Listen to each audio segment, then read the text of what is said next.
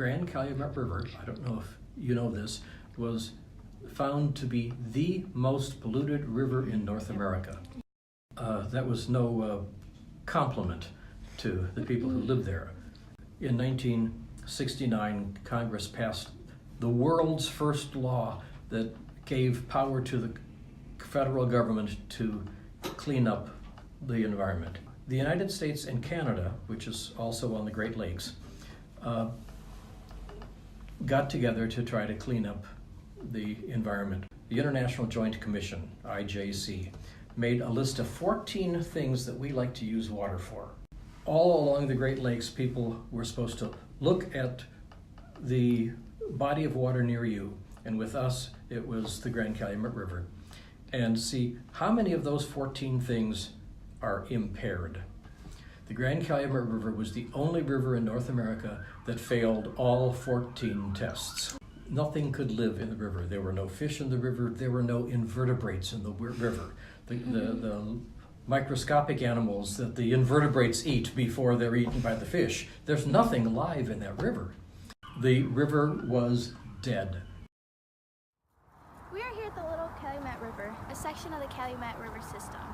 For decades, this served as the industrial transport hotspot, since it flowed faster than the Calumet River. Industries would ship logs and other materials through the river, but this left a horrendous ecological footprint.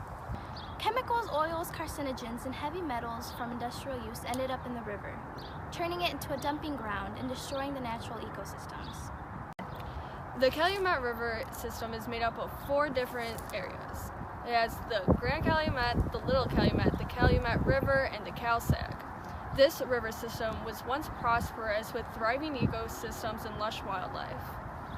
However, after nearly a century and a half of dumping by riverside industries, the river and the surrounding ecosystems have become heavily polluted. Portions of the Calumet River system flow into Lake Michigan, which in turn has polluted the water and wildlife there. This has caused many of the fish in both the river system and Lake Michigan to become inedible due to high levels of mercury, polychlorinated biphenyls, and arsenic in the water. These and other harmful chemicals make the fish too toxic to eat and have made many fish species leave the ecosystem altogether. Eating fish from any of these contaminated areas can cause dangerous health effects, such as lung cancer and cardiovascular disease. Invasive species, such as the Asian carp and weedy plants, take both food and space from native plants and force them out of their native ecosystems. This poses a threat not only to the river and its surrounding environment, but to humans as well. So an invasive like Phragmites will soak up all the water and create less water or hydrology issues for migrating birds. So certain birds like a certain level of water. If that's not in a marsh, because of the invasive species, we won't get those types of birds living here, passing through here. So we really want to encourage that migratory pattern to come through our region because it's just one of our great assets. So the more invasive species we have, the less native species, and the more potential decreased levels of biodiversity, which is one of the assets, one of the main assets of the ecology of the Calumet region.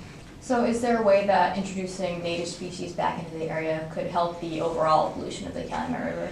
Yeah, absolutely. So one of the things that native species do, especially in wetlands and bogs, are to act as a receptacle for rainwater or stormwater. So before, as I mentioned, our sanitary districts end up in our river in extreme water events. So if the wetlands and bogs are not taking in this water, it's all paved parking lots and water's rushing straight into our sewer systems. That's going to overwhelm our sewer systems and create this overflow of storm water and our sanitary water and have that go into our river. And so that is a bad case scenario. So that's going to impact river health and then overall health of the region. So what we need to do is plant more native plants and restore our wetlands and bogs so that they become this functioning stormwater retention area so it doesn't end up in our sewer systems, doesn't end up overwhelming those sewer systems and then polluting the river. Over time, this pollution has caused massive aquatic and environmental damage. Many conservation groups and agencies are working towards the restoration of this river. There have been many acts of dredging and capping along areas of this river, which helps restore the riverbed and aquatic ecosystem. Many groups have also put efforts towards restoring the natural ecosystems around this river system, which helps to improve the overall health of the entire river